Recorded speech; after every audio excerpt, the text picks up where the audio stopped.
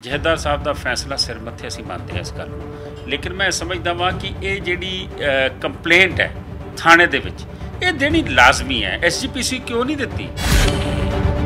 2016 ਤੋਂ ਮਸਲਾ ਦਬ ਕੇ ਕਿਉਂ ਰੱਖਿਆ? ਇਹਦੇ ਪਿੱਛੇ ਇੱਕ ਸੋਚ ਕੀ ਸੀ? ਇਹ ਉਹੀ ਸਰੂਪ ਤੇ ਨਹੀਂ ਹੈਗੇ ਜਿਹੜੇ ਡੇਰਿਆਂ ਨੂੰ ਤੁਸੀਂ ਦਿੰਦੇ ਰਹੇ ਹੋ। ਸਾਰੀਆਂ ਚੀਜ਼ਾਂ ਦੀ ਕੜੀਆਂ ਜੁੜੀਆਂ ਹੋਈਆਂ। ਡੇਰਾ ਮਾਫੀ ਦੀ ਕੜੀ ਜੁੜੀ ਹੋਈ ਹੈ, ਡੇਰੇ ਤੋਂ ਸਪੋਰਟ ਲੈਣ ਲਈ ਇਲੈਕਸ਼ਨ 'ਚ ਕੜੀ ਜੁੜੀ ਹੋਈ ਹੈ, ਡੇਰੇ ਗੁਰੂ ਗ੍ਰੰਥ ਸਾਹਿਬ ਦੀ ਬੇਦਬੀ ਦੀ ਕੜੀ ਜੁੜੀ ਹੋਈ ਹੈ। ਮਾਫੀ ਕਿਸ ਲਈ ਦਿੱਤੀ ਸੀ? ਮਾਫੀ ਇਸ ਲਈ ਦਿੱਤੀ ਸੀ ਕਿ 2017 'ਚ ਜਿਹੜੀਆਂ ਚੋਣਾਂ ਆ ਰਹੀਆਂ ਨੇ ਉਹਦੇ 'ਚ ਡੇਰੇ ਦੀ ਅਸੀਂ ਸਪੋਰਟ ਲੈਣੀ ਹੈ। ਉਹਨਾਂ ਨੇ ਐਲਾਨ ਕਰ ਦਿੱਤਾ ਡੇਰੇ ਨੇ ਕਿ ਬਈ ਅਸੀਂ ਅਕਾਲੀ ਦਲ ਨੂੰ ਸਪੋਰਟ ਕਰ ਰਹੇ ਹਾਂ। ਔਰ ਮਨਜਿੰਦਰ ਸਿੰਘ ਸਿਰਸਾ ਸ਼ਾਮੀ ਰਾਤੀ ਅੱਧੀ ਰਾਤ ਤੱਕ ਉਹਨਾਂ ਨੂੰ 6 ਦਫਾ ਫੋਨ ਕਰਦੇ ਨੇ। ਉਹ ਆਖਦੇ ਨੇ ਕਿ ਤੁਸੀਂ ਸਿੰਘ ਸਾਹਿਬ ਇਹਨਾਂ ਦੇ ਖਿਲਾਫ ਇਹ ਜਿਹੜਾ ਐਲਾਨ ਹੋਇਆ ਇਹਦੇ ਬਿਲਕੁਲ ਨਹੀਂ ਬੋਲਣਾ। ਉਹਨਾਂ ਆਖਿਆ ਜੀ ਇਹ ਹੁਕਮਨਾਮਾ ਹੈਗਾ ਅਕਾਲ ਤਖਤ ਸਾਹਿਬ ਤੋਂ ਹੁਕਮਨਾਮਾ ਜਾਰੀ ਹੋਇਆ, ਅਸੀਂ ਇਹਨਾਂ ਨਾਲ ਰੋਟੀ ਬੇਟੀ ਦੀ ਸਾਂਝ ਤੋੜੀ ਹੋਈ ਹੈ, ਅਸੀਂ ਕਿੱਦਾਂ ਇਸ ਗੱਲ ਨੂੰ ਐਕਸੈਪਟ ਕਰ ਸਕਦੇ ਹਾਂ? ਕਹਿੰਦੇ ਜੀ ਮੈਂ ਤੁਹਾਨੂੰ ਜੋ ਕਹਿ ਰਿਹਾ ਇਹ ਪਾਰਟੀ ਦਾ ਆਰਡਰ ਹੈ, ਇਹ ਬੌਸ ਦਾ ਆਰਡਰ ਹੈ। ਸ਼੍ਰੀ ਗੁਰੂ ਗ੍ਰੰਥ ਸਾਹਿਬ ਮਹਾਰਾਜ ਜੀ ਦੇ 267 ਪਾਵਨ ਸਰੂਪ ਖੁਰਦ-ਬੁਰਦ ਹੋਣ ਦੇ ਮਾਮਲੇ ਦੇ ਵਿੱਚ ਹੁਣ ਸਿਆਸਤ ਵੀ ਗਰਮਾ ਗਈ ਹੈ। ਇੱਕ ਪਾਸੇ ਜਥੇਦਾਰ ਸ਼੍ਰੀ ਅਕਾਲ ਤਖਤ ਸਾਹਿਬ ਵੱਲੋਂ ਆਦੇਸ਼ ਕੀਤੇ ਗਏ ਨੇ ਕਿ ਕੋਈ ਵੀ ਵਿਅਕਤੀ ਇਸ ਮਾਮਲੇ 'ਚ ਸਿਆਸਤ ਨਾ ਕਰੇ, ਲੇਕਿਨ ਬਿਆਨਬਾਜ਼ੀ ਹੋਣੀ ਲਾਜ਼ਮੀ ਹੈ। ਸਾਡੇ ਨਾਲ ਮਨਜੀਤ ਸਿੰਘ ਜੀਕੇ ਜੀ ਮੌਜੂਦ ਨੇ। ਜੀਕੇ ਸਾਹਿਬ, ਸਭ ਤੋਂ ਪਹਿਲਾਂ ਤਾਂ ਬੜੀ ਮੰਦਭਾਗੀ ਘਟਨਾ ਹੈ। ਹੁਣ ਸ਼੍ਰੋਮਣੀ ਕਮੇਟੀ ਨੇ ਇੱਕ ਜਥੇਦਾਰ ਸ਼੍ਰੀ ਅਕਾਲ ਤਖਤ ਸਾਹਿਬ ਦੇ ਥਰੂ ਇੱਕ ਜਾਂਚ ਕਮੇਟੀ ਬਿਠਾਈ ਹੈ। ਕਿਆ ਤੁਸੀਂ ਇਸ ਜਾਂਚ ਕਮੇਟੀ ਤੋਂ ਸਹਿਮਤ? ਜਥੇਦਾਰ ਸਾਹਿਬ ਨੇ ਜੋ ਵੀ ਕੀਤਾ ਅਕਾਲ ਤਖਤ ਤੋਂ ਕੋਈ ਮੁਨਕਰ ਨਹੀਂ ਹੋ ਸਕਦਾ। ਅਸੀਂ ਨਾ ਉਸ ਦੇ ਉੱਤੇ ਕੋਈ ਟਿੱਪਣੀ ਕਰ ਸਕਦੇ ਹਾਂ। ਜਥੇਦਾਰ ਸਾਹਿਬ ਦਾ ਫੈਸਲਾ ਸਿਰ ਮੱਥੇ ਅਸੀਂ ਮੰਨਦੇ ਹਾਂ ਇਸ ਗੱਲ ਨੂੰ, ਲੇਕਿਨ ਮੈਂ ਸਮਝਦਾ ਵਾਂ ਕਿ ਇਹ ਜਿਹੜੀ ਕੰਪਲੇਂਟ ਹੈ ਥਾਣੇ ਦੇ ਵਿੱਚ ਇਹ ਦੇਣੀ ਲਾਜ਼ਮੀ ਹੈ। ਐਸਜੀਪੀਸੀ ਕਿਉਂ ਨਹੀਂ ਦਿੱਤੀ? ਤੁਸੀਂ ਐਡੇ ਸਾਲਾਂ ਤੋਂ ਕਿਉਂ ਛੁਪਾ ਕੇ ਰੱਖੀ? ਜੱਜ ਸਾਹਿਬ ਜਦੋਂ ਫੈਸਲਾ ਕਰਦੇ ਨੇ, ਜੱਜ ਸਾਹਿਬ ਆਪ ਤੇ ਨਹੀਂ ਇਨਵੈਸਟੀਗੇਸ਼ਨ ਲਈ ਜਾਂਦੇ, ਪੁਲਿਸ ਇਨਵੈਸਟੀਗੇਸ਼ਨ ਰਿਪੋਰਟ ਪੇਸ਼ ਕਰਦੀ ਹੈ। ਜੱਜ ਸਾਹਿਬ ਸਹਿਮਤ ਨੇ, ਨਹੀਂ ਸਹਿਮਤ ਨੇ, ਆਪਣੀ ਉਹ ਸਹਿਮਤੀ ਦਿੰਦੇ ਜਾਂ ਅਸਹਿਮਤੀ ਦਿੰਦੇ ਨੇ। ਮੈਂ ਸਮਝਦਾ ਵਾਂ ਕਿ ਤੁਸੀਂ 2016 ਤੋਂ ਮਸਲਾ ਦਬ ਕੇ ਕਿਉਂ ਰੱਖਿਆ? ਇਹਦੇ ਪਿੱਛੇ ਇੱਕ ਸੋਚ ਕੀ ਸੀ? ਆਖਰ 267 ਸਾਡੇ ਗੁਰੂ ਨੇ, ਸੁਪਰੀਮ ਕੋਰਟ ਉਹਨਾਂ ਨੂੰ ਲਿਵਿੰਗ ਗੁਰੂ ਕਹਿੰਦਾ, 302 ਦਾ ਪਰਚਾ ਹੁੰਦਾ ਜੇ ਉਹਨਾਂ ਦੀ ਬੇਦਬੀ ਹੋਈ ਹੋਵੇ। ਮੈਂ ਸਮਝਦਾ ਸਾਰੇ ਸਿੱਖਾਂ ਨੂੰ ਬਹੁਤ ਸ਼ੌਕ ਲੱਗਾ ਕਿ ਅਸੀਂ ਅੱਗੇ 2, 4, 10 ਸਰੂਪਾਂ ਦੀ ਗੱਲ ਕਰਦੇ ਸੀ। ਇਹ 267 ਸਰੂਪ ਇਹ ਉਹੀ ਸਰੂਪ ਤੇ ਨਹੀਂ ਹੈਗੇ ਜਿਹੜੇ ਡੇਰਿਆਂ ਨੂੰ ਤੁਸੀਂ ਦਿੰਦੇ ਰਹੇ ਹੋ। ਕਿਉਂਕਿ ਉਸ ਵੇਲੇ ਇੱਕ ਬੈਨ ਵੀ ਲੱਗਾ ਸੀਗਾ, ਸਤਕਾਰ ਕਮੇਟੀ ਨੇ ਉਦੋਂ ਰੌਲਾ ਪਾਇਆ ਸੀ ਕਿ ਜਿਹੜੇ ਡੇਰਿਆਂ ਦੇ ਵਿੱਚ ਮਰਿਆਦਾ ਨਹੀਂ ਉਹਨਾਂ ਨੂੰ ਸਰੂਪ ਨਹੀਂ ਦੇਣੇ। ਲੇਕਿਨ ਤੁਸੀਂ ਹੋ ਸਕਦਾ ਬੈਕਡੋਰ ਐਂਟਰੀ ਤੋਂ ਦਿੱਤੀ ਹੋ ਸਕਦਾ ਇਹਨਾਂ ਸਰੂਪਾਂ ਦੀ ਬੇਦਬੀ ਹੋਈ ਹੋਵੇ। ਇਹ ਤਾਂ ਇਨਵੈਸਟੀਗੇਸ਼ਨ ਦਾ ਮਸਲਾ ਨਾ। ਮੈਂ ਸਮਝਦਾ ਕਿ ਜਿੱਥੇ ਵੀ ਸਿੱਖ ਬੈਠਾ ਉਸ ਨੂੰ ਇਹਦੀ ਕੰਪਲੇਂਟ ਜ਼ਰੂਰ ਥਾਣਿਆਂ ਦੇ ਵਿੱਚ ਦੇਣੀ ਚਾਹੀਦੀ ਹੈ। ਇਹਨਾਂ ਨੂੰ ਇਹ ਡਰ ਸੀਗਾ ਕਿ 2015-16 ਜਿਵੇਂ ਬੇਦਬੀ ਦੇ ਮਸਲੇ ਚੱਲਦੇ ਪਏ ਸੀ, 267 ਸਰੂਪ ਅਸੀਂ ਕਿੱਦਾਂ ਹਜਮ ਕਰਾਵਾਂਗੇ ਲੋਕਾਂ ਨੂੰ? ਅਸੀਂ ਇਲੈਕਸ਼ਨਾਂ ਰਾਊਂਡ ਦੀ ਕਾਰਨਰ ਸੀਗੀਆਂ। 2017 ਦੇ ਵਿੱਚ ਇਲੈਕਸ਼ਨ ਆਈ ਹੈ ਔਰ ਉਹ ਇਲੈਕਸ਼ਨ 'ਚ ਮੁੱਦਾ ਹੀ ਗੁਰੂ ਗ੍ਰੰਥ ਸਾਹਿਬ ਦਾ ਰਿਹਾ, ਬੇਦਬੀ ਦਾ ਰਿਹਾ, ਬਹਿਬਲ ਕਲਾਂ ਦਾ ਰਿਹਾ, ਗੋਲੀकांड ਦਾ ਰਿਹਾ, ਡੇਰਾ ਮਾਫੀ ਦਾ ਰਿਹਾ। ਔਰ ਉਹ ਇਸ ਕਰਕੇ ਇਹਨਾਂ ਨੇ ਇਲੈਕਸ਼ਨ ਦੂਜੇ ਤੋਂ ਵੀ ਤੀਜੇ ਥਾਂ ਤੇ ਗਏ। ਆਪੋਜੀਸ਼ਨ ਵੀ ਰਹੀ, ਅਕਾਲੀ ਦਲ। ਸਰੂਪ ਗਏ ਕਿੱਥੇ? ਮਹਾਰਾਜ ਦੇ ਸਰੂਪ ਕਿੱਥੇ ਨੇ ਹਾਲੇ ਤੱਕ? ਕਿਉਂਕਿ ਇੰਨੇ ਸਾਲ ਤੋਂ, ਪਿਛਲੇ 4 ਸਾਲਾਂ ਤੋਂ ਸ਼੍ਰੋਮਣੀ ਕਮੇਟੀ ਨੇ ਇੱਕ ਵਾਰੀ ਵੀ ਪ੍ਰਯਾਸ ਨਹੀਂ ਕੀਤਾ ਕਿ ਇਹਨਾਂ ਨੂੰ ਲੱਭਿਆ ਜਾ। ਮੈਂ ਸਮਝਦਾ ਇਹੀ ਤਾਂ ਗੱਲ ਹੈ। ਇਨਵੈਸਟੀਗੇਸ਼ਨ ਦਾ ਮਸਲਾ ਹੋਰ ਕੀ ਹੈ? ਇਹੀ ਹੈ। ਤੁਸੀਂ ਇਹ ਦੇਖੋ ਕਿ ਸਰ ਸੁਖਬੀਰ ਸਿੰਘ ਬਾਦਲ 1.5 ਸਾਲ ਪਹਿਲੇ ਅਮਿਤ ਸ਼ਾਹ ਜੀ ਨੂੰ ਮਿਲਣ ਜਾਂਦੇ ਨੇ। ਉਹਨਾਂ ਨੂੰ ਜਾ ਕੇ ਆਖਦੇ ਨੇ ਜੀ ਕਿ ਸਾਡੇ ਜਿਹੜੇ ਗੋਲਡਨ ਟੈਂਪਲ ਇਲੈਕਸ਼ਨ ਦੇ ਵਿੱਚ ਜਿਹੜਾ ਤੁਸੀਂ ਮਹਾਰਾਜ ਦੇ ਸਰੂਪ ਜਾਂ ਸਾਡੇ ਆਰਕਾਈਵਸ ਚੁੱਕ ਕੇ ਲੈ ਗਏ ਸੀਗੇ, ਹੁਕਮਨਾਮੇ ਚੁੱਕ ਕੇ ਲੈ ਗਏ ਸੀਗੇ, ਉਹ ਅੱਜ ਤੱਕ ਸਾਨੂੰ ਵਾਪਸ ਨਹੀਂ ਮਿਲੇ। ਅੱਗੋਂ ਹੋਮ ਮਿਨਿਸਟਰ ਸਾਹਿਬ ਕਹਿੰਦੇ ਨੇ ਜੀ ਕਿ ਅਸੀਂ ਸਭ ਕੁਝ ਦੇ ਚੁੱਕੇ ਹਾਂ, ਤੁਸੀਂ ਲਿਸਟ ਪ੍ਰੋਵਾਈਡ ਕਰੋ ਤੁਹਾਡਾ ਕੀ ਰਹਿੰਦਾ। ਅੱਜ 1.5 ਸਾਲ ਤੁਸੀਂ ਲਿਸਟ ਨਹੀਂ ਦੇ ਸਕੇ।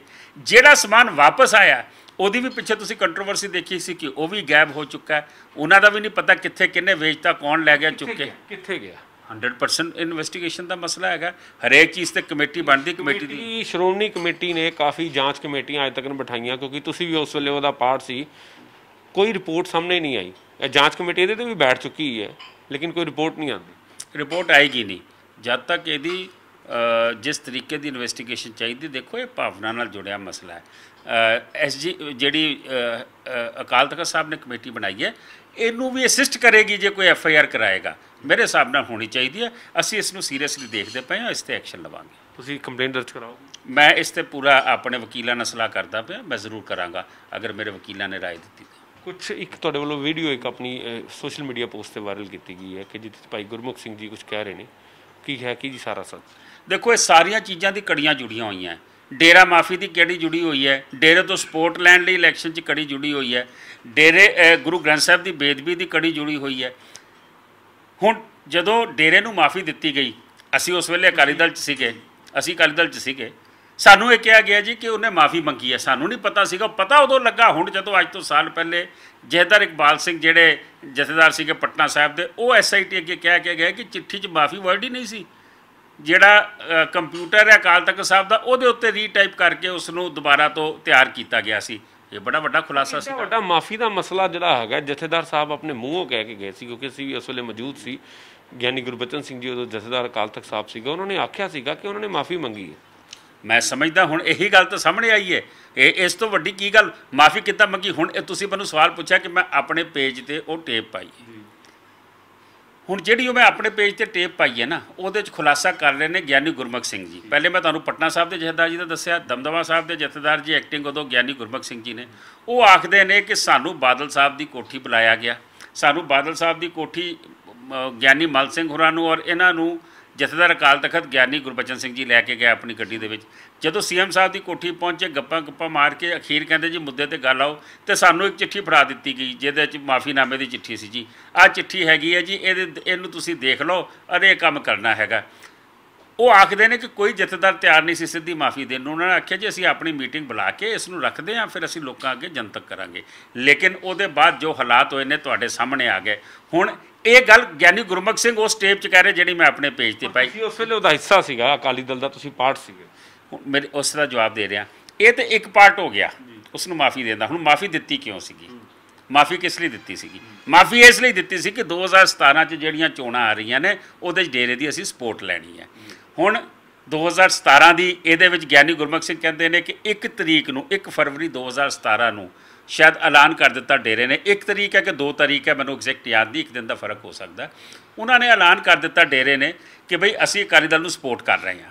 ਔਰ ਮਨਜਿੰਦਰ ਸਿੰਘ ਸਿਰਸਾ ਸ਼ਾਮੀ ਰਾਤੀ ਅੱਧੀ ਰਾਤ ਤੱਕ ਉਹਨਾਂ ਨੂੰ 6 ਦਫਾ ਫੋਨ ਕਰਦੇ ਨੇ। ਉਹ ਆਖਦੇ ਨੇ ਕਿ ਤੁਸੀਂ ਸਿੰਘ ਸਾਹਿਬ ਇਹਨਾਂ ਦੇ ਖਿਲਾਫ ਇਹ ਜਿਹੜਾ ਐਲਾਨ ਹੋਇਆ ਇਹਦੇ ਬਿਲਕੁਲ ਨਹੀਂ ਬੋਲਣਾ। ਉਹਨਾਂ ਆਖਿਆ ਜੀ ਇਹ ਹੁਕਮਨਾਮਾ ਹੈਗਾ ਅਕਾਲ ਤਖਤ ਸਾਹਿਬ ਤੋਂ, ਹੁਕਮਨਾਮਾ ਜਾਰੀ ਹੋਇਆ, ਅਸੀਂ ਇਹਨਾਂ ਨਾਲ ਰੋਟੀ ਬੇਟੀ ਦੀ ਸਾਂਝ ਤੋੜੀ ਹੋਈ ਹੈ, ਅਸੀਂ ਕਿੱਦਾਂ ਇਸ ਗੱਲ ਨੂੰ ਐਕਸੈਪਟ ਕਰ ਸਕਦੇ ਹਾਂ? ਕਹਿੰਦੇ ਜੀ ਮੈਂ ਤੁਹਾਨੂੰ ਜੋ ਕਹਿ ਰਿਹਾ ਇਹ ਪਾਰਟੀ ਦਾ ਆਰਡਰ ਹੈ, ਇਹ ਬੌਸ ਦਾ ਆਰਡਰ ਹੈ। Who is the boss? Boss ਸਾਹਿਬ ਸੁਖਬੀਰ ਸਿੰਘ ਬਾਦਲ, ਹੋਰ ਕੌਣ ਹੈ? ਮੈਂ ਹੁਣ ਉਸ ਤੋਂ 2 ਦਿਨ ਹੋਰ ਪਿੱਛੇ ਲੈ ਜਾਣਾ ਤੁਹਾਨੂੰ। ਇਹ ਮੈਂ ਤੁਹਾਨੂੰ ਦੱਸ ਰਿਹਾ 1 ਔਰ 2 ਦੇ ਹਾਲਾਤ ਦੱਸ ਰਿਹਾ। 31 ਤਰੀਕ ਨੂੰ ਮੈਂ ਪ੍ਰੈਸ ਕਾਨਫਰੰਸ ਰੱਖੀ ਕਿਉਂਕਿ ਮੈਂ ਅਕਾਲੀ ਦਲ ਦਾ ਹਿੱਸਾ ਸੀ, ਬਠਿੰਡੇ ਮੇਰੀ ਡਿਊਟੀ ਲੱਗੀ ਸੀ। ਮੈਂ ਬਠਿੰਡੇ ਪ੍ਰੈਸ ਕਲੱਬ 'ਚ ਪ੍ਰੈਸ ਕਾਨਫਰੰਸ ਰੱਖੀ। ਉੱਥੇ ਮੈਨੂੰ 2 ਵੱਡੇ ਅਖਬਾਰਾਂ ਦੇ ਜਰਨਲਿਸਟਾਂ ਨੇ ਸਵਾਲ ਕਰ ਲਿਆ ਕਿ ਤੁਹਾਡੇ MLA ਡੇਰੇ ਤੇ ਗਏ ਨੇ ਬਾਬੇ ਕੋਲੋਂ ਆਸ਼ੀਰਵਾਦ ਲੈਣ ਵਾਸਤੇ, ਤੁਸੀਂ ਇਸ 'ਤੇ ਕੀ ਕਹਿਣਾ ਚਾਹੁੰਦੇ ਹੋ? ਮੈਂ ਉਸੇ ਵੇਲੇ ਉਹਨਾਂ ਨੂੰ ਆਖਿਆ ਕਿ ਮੈਂ ਅਕਾਲ ਤਖਤ ਸਾਹਿਬ 'ਤੇ ਸ਼ਿਕਾਇਤ ਕਰਾਂਗਾ, ਇਹਨਾਂ ਨੂੰ ਤਲਬ ਕਰਾਵਾਂਗਾ। ਫਿਰ ਉਹਨਾਂ ਨੇ ਮੈਨੂੰ ਸਵਾਲ ਕੀਤਾ ਤੁਹਾਨੂੰ ਡੇਰੇ ਦੀ ਵੋਟਾਂ ਚਾਹੀਦੀਆਂ? ਮੈਂ ਕਿਹਾ ਮੈਨੂੰ ਡੇਰੇ ਦੀ ਵੋਟਾਂ ਨਹੀਂ ਚਾਹੀਦੀਆਂ।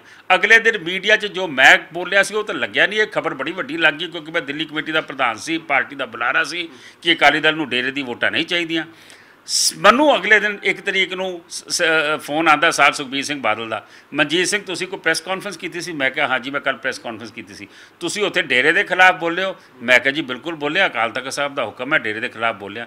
ਤੁਸੀਂ ਇਸੇ ਵੇਲੇ ਦਿੱਲੀ ਚਲੇ ਜਾਓ ਔਰ ਇਲੈਕਸ਼ਨ ਦੀ ਡਿਊਟੀ ਆਪਣੀ ਛੋੜ ਦਿਓ ਔਰ ਅੱਜ ਤੋਂ ਬਾਅਦ ਤੁਸੀਂ ਕੋਈ ਬਿਆਨ ਨਹੀਂ ਦਿਓਗੇ, 4 ਤਰੀਕ ਤੱਕ ਤੁਸੀਂ ਕੋਈ ਪ੍ਰੈਸ ਕਾਨਫਰੰਸ ਨਹੀਂ ਕਰੋਗੇ। ਮੈਂ ਆਪਣਾ ਬੋਰੀ ਬਿਸਤਰਾ ਚੱਕਿਆ, ਬਠਿੰਡਿਓ ਮੈਂ ਦਿੱਲੀ ਚਲੇ ਗਿਆ। ਮੈਂ ਉਸ ਪਾਰਟੀ ਦਾ ਹਿੱਸਾ ਸੀ ਲੇਕਿਨ ਮੈਨੂੰ ਮਾਰਚਿੰਗ ਆਰਡਰ ਦੇ ਦਿੱਤੇ ਗਏ ਕਿਉਂਕਿ ਮੈਂ ਡੇਰੇ, ਇਹ ਤਾਂ ਔਨ ਰਿਕਾਰਡ ਹੈ ਨਾ, ਵੱਡੀਆਂ ਅਖਬਾਰਾਂ ਨੇ ਮੰਗਵਾ ਕੇ ਦੇਖ ਲਓ। ਕੀ ਹੈ ਕਾਰਨ? ਕੀ ਹੈ ਡੇਰੇ ਨਾਲ ਸਰਦਾਰ ਸੁਖਬੀਰ ਸਿੰਘ ਬਾਦਲ ਦਾ ਨਾ ਪਿਆਰ ਕਿਉਂ ਹੈ, ਅਕਾਲੀ ਦਲ ਦਾ ਨਾ ਪਿਆਰ ਕਿਉਂ ਹੈ? ਪਰ ਇੱਕ ਪਾਸੇ ਆਪਾਂ ਪੰਥਕ ਜਮਾਤ ਆਖਦੇ ਹਾਂ, ਪਰ ਫਿਰ ਵੀ ਇਹਨਾਂ ਰਿਸ਼ਤੇ ਗੂੜੇ ਕਿਉਂ ਆ? ਜਿੱਤ ਹੋਣੀ ਚਾਹੀਦੀ ਹੈ ਜੀ, ਭਾਵੇਂ ਪੰਥ ਨੂੰ ਚਿੱਕੂ 'ਚ ਟੰਗ ਦਿਓ, ਇਹ ਜਿੱਤ ਹੋਣੀ ਚਾਹੀਦੀ ਹੈ। ਔਰ ਜਿੱਤ ਦਾ ਹਾਲ ਦੇਖ ਲਓ ਕਿ ਡੇਰੇ ਨੇ ਸਪੋਰਟ ਕੀਤੀ, ਤੁਸੀਂ 3ਜੇ ਨੰਬਰ ਤੇ ਗਏ, ਨਾ ਤੁਸੀਂ ਘਟਦੇ ਰਹੇ ਨਾ ਤੁਸੀਂ ਘਾਟਦੇ ਰਹੇ, ਨਾ ਤੁਹਾਨੂੰ ਸਿੱਖ ਐਕਸੈਪਟ ਕਰਦੇ ਨੇ। ਹੁਣ ਇਹ 267 ਸਰੂਪ ਵੀ ਇਹਦੇ ਜੁੜ ਗਏ, ਇਹਦੇ 'ਚ ਡੇਰਾ ਮਾਫੀ ਵੀ ਜੁੜ ਗਈ, ਇਹਦੇ ਵਿੱਚ ਜਿਹੜੇ ਉਸ ਵੇਲੇ ਅੰਗਾਂ ਦੀ ਬੇਦਬੀ ਹੋਈ ਸੀ ਉਹ ਵੀ ਜੁੜ ਗਿਆ, ਇਹਦੇ 'ਚ ਬਾਈਬਲ ਕਲਾ ਵੀ ਜੁੜ ਗਿਆ, ਇਹ ਸਾਰਾ ਕੁਝ ਜੁੜ ਗਿਆ। 2019 'ਚ ਜਦੋਂ ਲੋਕ ਸਭਾ ਦੀ ਚੋਣਾਂ ਹੁੰਦੀਆਂ ਸੁਖਬੀਰ ਬਾਦਲ ਖੜੇ ਹੁੰਦੇ, ਫਿਰ ਮੈਂਬਰ ਪਾਰਲੀਮੈਂਟ ਜਿੱਤ ਜਾਂਦੇ ਨੇ। ਮਹਾਰਾਜ ਜੀ 10 ਸੀਟਾਂ ਇਹਨਾਂ ਕੋਲ ਸੀਗੀਆਂ, 3 BJP ਕੋਲ ਸੀਗੀਆਂ, 13 ਨੇ ਨਾ MP ਦੀਆਂ, ਉਹ 3 'ਚੋਂ 2 ਜਿੱਤ ਜਾਂਦੇ ਨੇ। ਇਹ 10 'ਚੋਂ ਸਰਦਾਰ ਸੁਖਬੀਰ ਸਿੰਘ ਬਾਦਲ, ਤੁਸੀਂ ਬੌਸ ਦੀ ਗੱਲ ਕਰ ਰਹੇ ਹੋ, ਅਸੀਂ ਸੁਖਬੀਰ ਸਿੰਘ ਬਾਦਲ ਦੀ ਗੱਲ ਕਰ ਰਹੇ ਹਾਂ ਕਿ ਉਹਨੂੰ ਵੀ ਵੋਟਾਂ ਸਿੱਖ ਸੰਗਤ ਨੇ ਹੀ ਪਾਈਆਂ। ਮੈਂ ਸਮਝਦਾ ਵਾਂ ਜੀ ਕਿ ਜੇ ਵੋਟਾਂ ਨੂੰ ਕਿਸ ਤਰੀਕੇ ਨਾਲ ਮੈਨੂਪੂਲੇਟ ਕੀਤਾ ਹੋਏਗਾ, ਕੀ ਕਾਰਨ ਰਹੇ ਹੋਣਗੇ, ਕਿਸ ਤਰੀਕੇ ਦੇ ਹਾਲਾਤ ਰਹੇ ਹੋਣਗੇ। ਪਰ ਮੈਂ ਪੁੱਛਣਾ ਚਾਹੁੰਦਾ ਕਿ ਜਿਹੜੇ ਵੱਡੇ ਵੱਡੇ ਤੁਹਾਡੇ ਸਿਪਾਹ ਸਲਾਰ ਸੀਗੇ ਜਿਹੜੇ ਹਾਰੇ ਨੇ, ਉਹਨਾਂ ਬਾਰੇ ਕੌਣ ਜਵਾਬ ਦੇਗਾ? ਤੁਹਾਡੀਆਂ 10 ਚੋਂ 8 ਸੀਟਾਂ ਤੁਸੀਂ ਹਾਰੇ ਹੋ, ਤੁਸੀਂ ਦੋਵੇਂ ਬੀਆਂ ਬੀਵੀ ਜਿੱਤਦੇ ਹੋ ਔਰ ਤੁਸੀਂ ਗਿੱਧਾ ਪਾਉਂਦੇ ਹੋ ਜਿੱਤਣ ਤੋਂ ਬਾਅਦ। ਮੈਂ ਸਮਝਦਾ ਵਾਂ ਕਿ ਲੋਕਾਂ ਨੇ ਤੁਹਾਨੂੰ ਜਵਾਬ ਦਿੱਤਾ ਹੈ ਕਿ ਤੁਹਾਡੇ ਨਾਲ ਸੰਗਤ ਹੈ ਕਿ ਨਹੀਂ ਹੈ। ਮੈਂ ਸਮਝਦਾ ਇਹ ਹਾਲੇ ਵੀ ਜੇ ਇਹਨਾਂ ਨੂੰ ਨਹੀਂ ਨਜ਼ਰ ਆ ਰਿਹਾ, it is writing on the wall. Shiromani Akali Dal ਇੱਕ ਹੋਰ ਨਵਾਂ ਬਣ ਗਿਆ, ਤੁਸੀਂ ਉਹਦਾ ਹਿੱਸਾ ਹੋ? ਮੈਂ ਸ਼੍ਰੋਮਣੀ ਅਕਾਲੀ ਦਲ ਦਾ ਹਿੱਸਾ ਨਹੀਂ ਹਾਂ, ਮੇਰੀ ਆਪਣੀ ਜਾਗੋ ਪਾਰਟੀ ਹੈ, ਲੇਕਿਨ ਪੂਰੀ ਤਰੀਕੇ ਨਾਲ ਸਪੋਰਟ ਅਸੀਂ ਢੀਂਡਸਾ ਸਾਹਿਬ ਨੂੰ ਕਰ ਰਹੇ ਹਾਂ। ਸਭ ਤੋਂ ਪਹਿਲੇ ਇਲੈਕਸ਼ਨ ਦਿੱਲੀ ਗੁਰਦੁਆਰਾ ਕਮੇਟੀ ਦੀ ਹੈ ਫਰਵਰੀ 2021 'ਚ। ਅਸੀਂ ਉੱਥੋਂ ਇਹਨਾਂ ਨੂੰ ਵਾਪਸੀ ਡਾਕ ਅੰਗਰ ਰਾਜਪੁਰੇ ਤੋਂ ਪਰੇ ਭੇਜਾਂਗੇ। ਉਹਦੇ ਬਾਅਦ SGPC ਦੀ ਚੋਣਾਂ ਨੇ। SGPC ਦੀ ਚੋਣਾਂ ਤੇ ਕਰਵਾਉਣ ਵਾਸਤੇ ਸਰਕਾਰ ਸਹਿਮਤੀ ਨਹੀਂ ਬਣਦੀ ਪਈ, ਨਾ ਕੇਂਦਰ ਸਰਕਾਰ ਤੇ ਨਾ ਇੱਥੇ ਜਿਹੜੀ ਹੈ ਓਪੋਜੀਸ਼ਨ 'ਚ ਅਕਾਲੀ ਦਲ। ਮੈਂ ਸਮਝਦਾ ਕਿ ਅਕਾਲੀ ਦਲ ਦਾ ਪੂਰਾ ਇਸ ਵੇਲੇ ਜ਼ੋਰ ਇਹ ਹੈ BJP ਦੇ ਉੱਤੇ ਕਿ ਕਿਸੇ ਤਰੀਕੇ ਸਾਡੀਆਂ ਚੋਣਾਂ ਨਾ ਕਰਾ ਦੇਣਾ SGPC ਦੀਆਂ, ਕਿਉਂਕਿ SGPC ਦੀ ਚੋਣਾਂ ਹੁੰਦੇ ਹੀ ਇਹਨਾਂ ਦਾ ਜਲੂਸ ਨਿਕਲ ਜਾਏਗਾ। ਮੈਂ ਇਹ ਸਮਝਦਾ ਵਾਂ ਕਿ ਇਹ BJP ਨੂੰ ਇਹ ਚੋਣਾਂ ਇਮੀਡੀਏਟ ਐਲਾਨਣੀਆਂ ਚਾਹੀਦੀਆਂ ਨੇ। ਜਿਹੜਾ ਕਮਿਸ਼ਨ ਵਾਸਤੇ ਕੋਈ ਐਫਰਟ ਕਰੋਗੇ ਆਪਣੀ ਜਾਗੋ ਪਾਰਟੀ ਵੱਲੋਂ, ਕਿਉਂਕਿ ਹਰ ਸਿੱਖ ਦਾ ਰਾਈਟ ਹੈ ਕਿ ਆਪਣੀ ਜਿਹੜੀ ਹੈ ਪਾਰਲੀਮੈਂਟ ਚੁਣੇ, ਲੇਕਿਨ ਤੁਹਾਡੇ ਵੱਲੋਂ ਕੋਈ ਪ੍ਰਯਾਸ, ਕੋਈ ਚਿੱਠੀ ਲਿਖੀ ਜਾਏ? ਪ੍ਰਯਾਸ ਨਹੀਂ, ਅਸੀਂ ਚਿੱਠੀ ਵੀ ਲਿਖ ਰਹੇ ਹਾਂ, ਅਸੀਂ ਮੁਲਾਕਾਤ ਵੀ ਕਰ ਰਹੇ ਹਾਂ ਔਰ ਇਸ ਚੀਜ਼ ਨੂੰ ਚੁੱਕ ਰਹੇ ਹਾਂ ਕਿ ਸਿੱਖਾਂ ਦੀ ਭਾਵਨਾਵਾਂ ਦੇ ਨਾਲ ਕਰਕੇ ਅਕਾਲੀ ਦਲ ਹਾਰ ਰਿਹਾ। BJP ਆਪਣਾ ਕਿਉਂ ਨੁਕਸਾਨ ਕਰਨਾ ਚਾਹੁੰਦੀ ਹੈ? BJP ਨੂੰ ਚਾਹੀਦਾ ਕਿ ਇਲੈਕਸ਼ਨ ਕਰਾ ਦੇਵੇ, ਜਿਹੜੀ ਪਾਰਟੀ ਜਿੱਤਦੀ ਹੈ, ਜਿਸ ਨੂੰ ਸਿੱਖ ਸੰਗਤ ਵੋਟ ਪਾਉਂਦੀ ਹੈ SGPC। ਕਿਉਂਕਿ ਦੇਖੋ, ਜਿਹਦੇ ਕੋਲ ਅਕਾਲੀ ਦਲ, ਜਿਹਦੇ ਕੋਲ SGPC ਅਕਾਲੀ ਦਲ ਉਹ ਹੈ। ਜਿਸ ਦਿਨ ਤੱਕ ਮਾਸਟਰ ਤਾਰਾ ਸਿੰਘ ਕੋਲ ਅਕਾਲੀ ਦਲ ਸੀ 40 ਸਾਲ ਹੋ ਰਹੇ। ਜਿਸ ਦਿਨ ਸੰਤ ਫਤਿਹ ਸਿੰਘ ਨੇ ਰਾਇਆ, ਮਾਸਟਰ ਜੀ ਨੂੰ ਪੁੱਛਿਆ ਨਹੀਂ ਕਿਸੇ ਨੇ, ਅਕਾਲੀ ਦਲ ਫਤਿਹ ਸਿੰਘ ਕੋਲ ਚਲੇ ਗਏ। ਜਦੋਂ ਸੰਤ ਪਾਸੇ ਹੁੰਦੇ ਨੇ ਔਰ ਉਹਦੇ ਬਾਅਦ ਤੁੜ ਸਾਹਿਬ ਆ ਜਾਂਦੇ ਨੇ, ਤਲਵੰਡੀ ਸਾਹਿਬ ਆ ਜਾਂਦੇ, ਜਿਹੜਾ SGPC ਜਿਹਦੇ ਕੋਲ ਹੋਏਗੀ ਅਕਾਲੀ ਦਲ ਉਹੀ ਬਣਿਆ ਜਾਂਦਾ। ਔਰ ਇਹ ਟੈਸਟ ਹੋਏਗਾ ਇਸ ਵੇਲੇ ਢੀਂਡਸਾ ਸਾਹਿਬ ਦਾ ਵੀ ਔਰ ਬਾਦਲ ਪਰਿਵਾਰ ਦੀ ਮੇਰਾ ਖਿਆਲ ਨਿਕਾਸੀ ਦਾ ਵੀ ਸਮਾਂ ਆ ਗਿਆ। ਕਾਂਗਰਸ ਪਾਰਟੀ ਵੱਲੋਂ 267 ਸਰੂਪਾਂ ਦੇ ਮਾਮਲੇ ਦੇ ਵਿੱਚ ਇੰਨੀ ਗਹਿਰਾਈ ਨਹੀਂ ਦਿਖਾਈ ਜਾ ਰਹੀ, ਕਾਰਨ ਕੀ ਹੈ? ਕੈਪਟਨ ਸਾਹਿਬ ਨੇ ਗੁਟਕਾ ਸਾਹਿਬ ਫੜ ਕੇ ਸਹੁੰ ਵੀ ਖਾਧੀ। ਮੈਂ ਸਮਝਦਾ ਕਿਤੇ ਨਾ ਕਿਤੇ ਇਹ ਫਰੈਂਡਲੀ ਮੈਚ ਵੀ ਚੱਲਦਾ ਸਰ ਸੁਖਬੀਰ ਸਿੰਘ ਬਾਦਲ ਤੇ ਚਾਚੇ ਭਤੀਜੇ 'ਚ ਕੈਪਟਨ ਸਾਹਿਬ ਦੇ ਵਿੱਚ। ਕਾਂਗਰਸ ਆਪਣੀ ਕ੍ਰੈਡੀਬਿਲਿਟੀ ਗਵਾ ਰਹੀ ਹੈ। ਕਾਂਗਰਸ ਦੇ ਆਪਣੇ MLA ਵਜ਼ੀਰ ਔਖੇ ਨੇ ਕਿ ਕੈਪਟਨ ਸਾਹਿਬ ਕਿਉਂ ਨਹੀਂ ਮਤਲਬ D ਤੱਕ ਪਹੁੰਚਦੇ ਨੇ ਬਾਲ ਲੈ ਕੇ, ਫਿਰ ਜਲੇਬੀ ਪਾ ਕੇ ਬਾਲ ਵਾਪਸ ਲੈਣ, ਦੇ ਫੱਟੇ ਤੇ ਕਿਉਂ ਨਹੀਂ ਮਾਰਦੇ, ਠਾਹ ਦੀ ਆਵਾਜ਼ ਆਵੇ, ਗੋਲ ਵੱਜੇ, ਪਤਾ ਲੱਗੇ ਕੌਣ ਕਸੂਰਵਾਰ ਹੈ। ਕਾਰਨ ਕੀ ਹੈ? ਕੋਈ ਨਾ ਕੋਈ ਆਪਸ 'ਚ ਅੰਡਰਸਟੈਂਡਿੰਗ ਹੈ। ਤੁਸੀਂ ਵੀ ਅਕਾਲੀ ਦਲ ਦਾ ਪਾਰਟ ਰਹੇ ਹੋ, ਕਿਆ ਤੁਸੀਂ ਸਮਝਦੇ ਹੋ ਕਿ ਤੁਹਾਡੇ ਵੇਲੇ ਵੀ ਕਾਂਗਰਸ ਦੇ ਨਾਲ ਸੈਟਿੰਗ ਸੀਗੀ ਸ਼੍ਰੋਮਣੀ ਅਕਾਲੀ ਦਲ? ਮੈਂ ਦਿੱਲੀ ਦੇ ਨਾਲ ਕਨੈਕਟਡ ਸੀਗਾ, ਮੈਨੂੰ ਪੰਜਾਬ ਦੀ ਸਿਆਸਤ ਨਹੀਂ ਪਤਾ ਸੀਗਾ। ਪੰਜਾਬ ਦੀ ਸਿਆਸਤ ਤੋਂ ਤੁਸੀਂ ਜੁੜੇ ਰਹੇ ਹੋ? ਜੁੜੇ ਰਹੇ ਹਾਂ। ਅੱਜ ਗੱਲਾਂ ਸਾਹਮਣੇ ਆ ਰਹੀਆਂ ਤੇ ਤੁਹਾਡੇ ਸਾਹਮਣੇ ਕਰਦੇ ਪਏ ਆ ਨਾ, ਲੇਕਿਨ ਸਾਡੀ ਜਿਹੜੀ ਲਿਮਿਟ ਸੀ ਉਹ ਦਿੱਲੀ ਤੱਕ ਸੀਗੀ। ਤੁਸੀਂ ਇਹ ਦੇਖੋ, ਇਸ ਤੋਂ ਵੱਡੀ ਗੱਲ ਕੀ ਹੋ ਸਕਦੀ ਕਿ 2017 'ਚ 4 ਫਰਵਰੀ ਨੂੰ ਅਕਾਲੀ ਦਲ ਪੰਜਾਬ 'ਚ ਹਾਰ ਰਿਹਾ ਬੁਰੀ ਤਰ੍ਹਾਂ। ਉਸੇ ਮਹੀਨੇ ਮੇਰੀ ਇਲੈਕਸ਼ਨ ਔਰ ਧਾਰਮਿਕ ਇਲੈਕਸ਼ਨ ਹੈ ਦਿੱਲੀ ਦੀ 26 ਫਰਵਰੀ ਨੂੰ 2017 'ਚ, ਔਰ ਮੈਂ ਲੈਂਡਸਲਾਈਡ ਵਿਕਟਰੀ ਜਿੱਤ ਰਿਹਾ, 46 ਚੋਂ 35 ਸੀਟਾਂ ਜਿੱਤ ਰਿਹਾ। ਕਿਉਂਕਿ ਧਾਰਮਿਕ ਇਲੈਕਸ਼ਨ ਬਾਈਬਲ ਕਲਾਮ ਵੀ ਸੀਗਾ, ਡੇਰਾ ਮਾਫੀ ਵੀ ਸੀ, ਸਭ ਸੀ, ਲੇਕਿਨ ਦਿੱਲੀ ਉਹਦਾ ਇਫੈਕਟ ਨਹੀਂ ਆਇਆ ਕਿਉਂਕਿ ਮੈਂ ਬਾਦਲ ਸਾਹਿਬ ਦੀ ਕਿਸੇ ਦੀ ਤਸਵੀਰ ਨਹੀਂ ਲਾਈ।